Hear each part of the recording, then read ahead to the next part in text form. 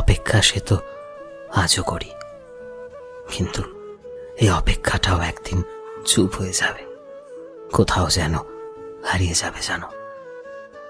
আগের মতো আর তোমায় ডাকবে না, কারণ সে চুপ থাকাটাকে নিজের সবচেয়ে কাছের মানুষ বানিয়ে নিয়েছে।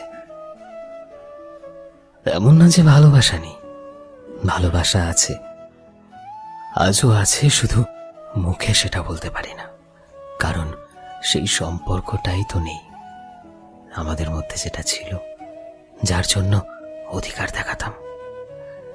যেভাবে আগে তোমায় ভালোবাসি বলতাম, এখন শুধুই সেটা নিজের মধ্যে রাখি।